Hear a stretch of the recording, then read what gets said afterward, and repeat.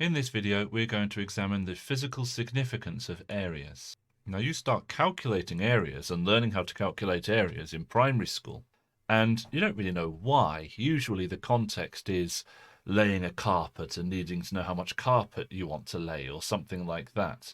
But actually, they're much more useful than just carpet laying or filling up swimming pools or whatever other context they choose.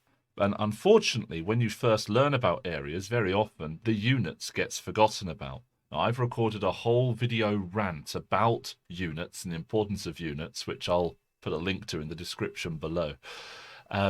But here are some basic shapes, some basic geometry that you'll know how to find the area of these shapes from what you've done in primary school. If you look at this example on the left, what you're basically doing is multiplying some value with a unit in the x direction by some value with a unit in the y direction. Do those units have to be the same thing? And you could say, well, no, one could be centimeters, one could be millimeters, and we know how to handle that. But that's not what I mean. What I mean is, could they be dimensionally different quantities? Now here they could both be distances, and that's how we learn areas. But can you multiply a force by a distance like this? We could represent forces vertically on some sort of diagram, so why not? And in fact, that's exactly what we do. That's what our graph is. Here's a graph with arbitrary A and B on the y and x axis respectively. And so the area here is just A multiplied by B, because it's a rectangle, a very basic shape. 0 to 4 multiplied by 0 to 3. So 4 units multiplied by 3 units is 12 square units. But the point is, if this is a graph, it doesn't have to be distance on the y and the x-axis. It could be anything. So what if we plot force on the y-axis? And so we're in some situation where the force remains constant at 4, let's say, newtons.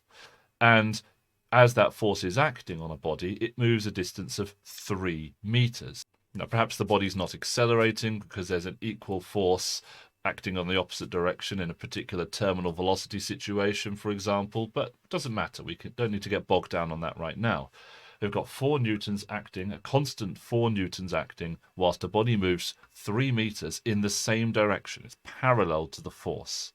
Well, in that case, our area is 4, and the units are newtons, so 4 newtons multiplied by 3, and the units are meters. So 4 newtons multiplied by 3 meters is 12 Newton meters. We multiply the units together. And Newton meters is equivalent to joules when the displacement and the velocity are in the same direction, or when they're parallel or anti-parallel.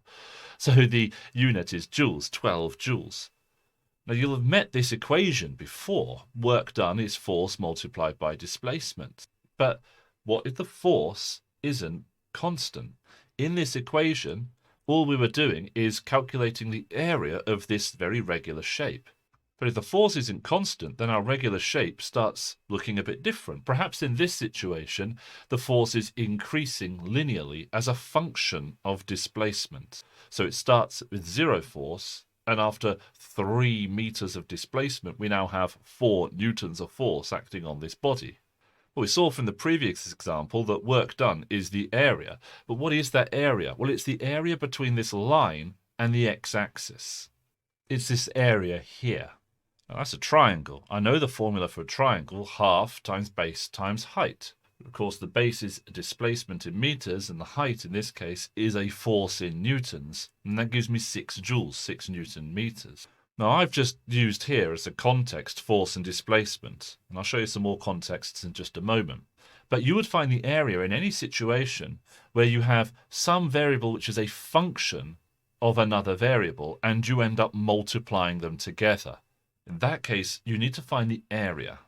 And so this thing here, h, which in this case was work done, h is a function of something that's a function of the x-axis and the x-axis. The thing that's a function of the x-axis in our case was force, and the x-axis here. This is a very general way of writing things, and I'm not keen on it. I'm not a mathematician. I'm not a big fan of using h's and f's and g's for functions, but this is a way of representing it. Wherever you see this, you compute an area. So here's just a few examples from A-level physics. We've got velocity. which is a function of acceleration and time, where acceleration itself is a function of time. Now, it could be a constant acceleration, in which case acceleration multiplied by time would be your velocity, but it might not be. It might be a changing acceleration over time, in which case we would draw our graph of acceleration versus time, and the area between the line and the x-axis, which would be time, would be the velocity. It's the same thing with displacement. That is velocity multiplied by time, but velocity could be a function of time. And down here we've got an impulse, a change in momentum. Impulse is force multiplied by time, some interval of time. I've written it like this because usually we'd write something like force is rate of change of momentum. But you can see force could vary with time. And if force varies with time, then to find the total impulse, we would have to find the area under a graph of force versus time. And over here is a few more examples. The top one is the energy stored within some sort of elastic, maybe a spring or a rubber band or something, where this is a graph of the force as a function of the extension of the elastic spring or rubber band. And here is the extension of the spring or rubber band. So this is just force multiplied by displacement equals an amount of work done. There are loads of examples that are basically force times displacement is work done. Work done is one of those key areas where we often find that the area under the graph is a useful quantity to calculate. And here's just another example. So this is the energy stored in a capacitor. Here's the charge in the capacitor. And here is the voltage across the capacitor. But of course, the charge stored in a capacitor depends on the voltage across it. So we'd have to draw our graph of charge stored in a capacitor versus the voltage across the capacitor. And the area between the line and the x-axis, which is the voltage, would be the energy stored in that capacitor.